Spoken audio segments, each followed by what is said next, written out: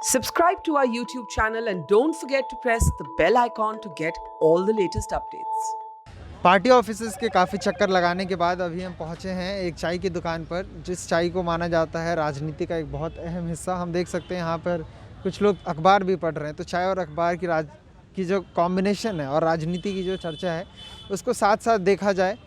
हम यहाँ पर आसपास कुछ लोग भी बैठे हुए हैं, हम इनसे जानने की कोशिश करेंगे कि अभी जब सुबह हम उठे तो फाइनल हो पाया कि एनडीए जो है फाइनली सरकार बनाने जा रही है। कल रात तक कुछ कन्फ्यूज़न रह गया था। जो आरजेडी की तरफ से मनोज झा ने प्रेस कॉन्फ्रेंस भी की थी, काफ़ी कहा गया कि इलेक्शन कमीशन में कुछ प्रॉब्लम्स हैं, हमारी बातें नहीं सुनी जा रही हैं। आपको क्या लगता है कि आरजेडी का जीतना या नहीं जीतना, ये वाली बात कितनी फेयर है? देखिए, सब कुछ तो डिपेंड किया निर्वाचन आयोग पर, और निर्वाचन आयोग जो है अगर कैंडिडेट को जिताया या उसका वोट आया है तो उसको सम्मान करना चाहिए, और निष्पक्ष भावना से ही तो हम लोग की विश्वास है।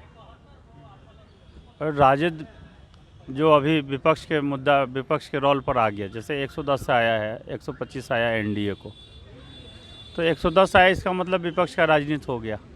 तो उनका तो काम है अपना ये मांग करेंगे। कल तक ईटीवी बिहार भी है, कई चैनल जो है महागठबंधन को जिता रहा था, तब तो बहुत खुश थे। जब वो हार गए तो अपना दुखड़ा रो रहे हैं। आपको क्या लगता है गलती कहाँ पे हुई है? क्या ऐसी चीज़ हो सकती है जिसके कारण महागठबंधन को ये देखना पड़ा? देखिए, गलती तो थोड़ा रहता है, सरकार जब रहती है तो सरकार हावी रहता भी है, और अफसर लोग भी सरकार के पक्ष में ही रहता है, तो बात तो मानता नहीं है, कितनों भी आप विरोध करते रहिए। तो निष्पक्ष भावना से देखा जाए तो निर्वाचन आयोग किया नहीं है, क्योंकि जब दोपहर का जब इसका रुझान था तो बहुत स्लो था, बहुत धीरे था, लेकिन अब रिजल्ट हो गया तब तो हम उसको ही बधाई देंगे कि भाई। अच्छा, तो आप कहीं ना कहीं निर्वाचन आयोग की तरफ इशारा कर रहे हैं कि वहाँ पे कुछ प्रॉब्लम्स हो सकता है, लेकिन उसके अलावा अगर हम बात करें निर्वाचन आयोग को छोड़ करके, तो तेजस्वी ने काफ़ी रैलियाँ की थी, एग्जिट पोल्स में भी दिखाया गया था। तो आपके ख्याल से क्या ऐसा रहा जो आरजेडी के फेवर में नहीं गया? नहीं, ऐसा कुछ नहीं है। जनता का ये चीज़ है, अपना मत है, उनको अपना मत दिया है उन्होंने, और जो भी अपना अपना मत का मताधिकार प्रयोग किया। हालांकि सभी लोग अपने अपने रैलियां की, सब लोग चाहे बीजेपी हो चाहे आरजेडी हो, जो भी हो, सब अपना अपना चीज़ से अपना आगे बढ़ा है। अब तो उतना मैं नहीं कह सकता हूं कि किसका कहां से क्या है, लेकिन जो अपना मताधिकार का प्रयोग किया, जिनको जितना आशीर्वाद मिला, उससे आगे लोग बढ़ेंगे। अच्छा, हमने ये भी देखा है कि इस बार जो जेडीयू की सीट है वो काफ़ी कम हो गई है, तो उसमें आपको किसका बड़ा रोल लगता है? एलजेपी के कारण हुआ या कोई और फैक्टर? नहीं, ऐसा कुछ नहीं है। पहले से भी आरजेडी का भी सीट आता था, बीजेपी का भी सीट आता था, जदयू का भी आता, वो तो उतार चढ़ाव होना ही है। और जहाँ तक कि जनता की जो मांग होती है, जनता का जो अच्छा लगता है वो अपना करता है। अच्छा, आप बताइए हमें कि जैसे आप इस चुनाव के नतीजों को किस तरह से देखते हैं? सबसे पहले तो ये बताइए। हम क्या बोलेंगे इस पे, हम तो जो भी नतीजा आया है बढ़िया आया है, जो भी सरकार आए हैं अच्छे से करें, बस यही है। लेकिन हमको नीतीश जी से बहुत तकलीफ़ है कि 15 साल जो सीट पे बैठे, लेकिन 10 साल जो किए थे, उसके बाद जो ये 5 साल उनका है, बहुत ख़राब किए हैं। वो कुछ नहीं किए हैं, ना युवा के लिए, ना बुजुर्ग के लिए, किसी के लिए नहीं।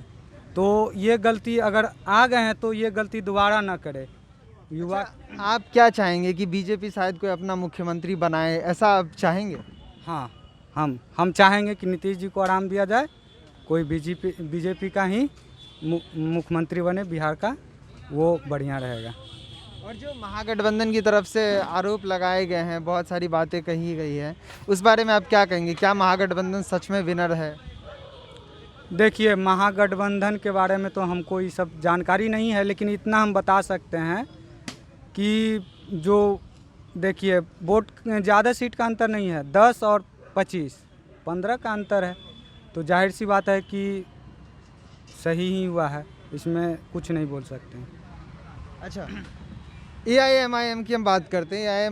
AIMIM जो है ओवैसी की पार्टी है। ओवैसी की पार्टी ने इस बार 5 सीटें जीती हैं। वो एक बड़ा फैक्टर माना गया है कि सीमांचल के एरिया में जो आरजेडी सीटें नहीं जीत पाई, करीब 12-13 सीटों पर नुकसान हुआ आरजेडी का, वो AIMIM के कारण हुआ। आप कितना मानते हैं कि ओवैसी का जो फैक्टर रहा इन चुनावों में, अगर ओवैसी नहीं लड़ते चुनाव या आरजेडी के साथ लड़ते तो कितना ज़्यादा फ़ायदा हो सकता था? करीब करीब इसमें 12 से 13 सीट आरजेडी को फ़ायदा होती, वो ऐसे अगर नहीं लड़ते तब।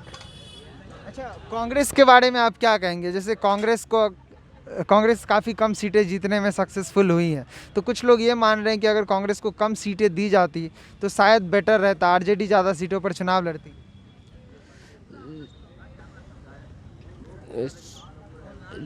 अगर मतलब राहुल जी अगर प्रचार करते और सोनिया गांधी बिहार में तो सीटें कांग्रेस की बढ़ती, लेकिन ऐसा नहीं हुआ। तो आप ये कह रहे हैं कि जो राहुल गांधी का तो खैर प्रचार हुआ था, सोनिया गांधी यहाँ नहीं आई थी, आप कह रहे हैं शायद वो ज़्यादा प्रचार फ़ायदेमंद रहता कांग्रेस पार्टी के लिए। आप बताइए आपको क्या लगता है?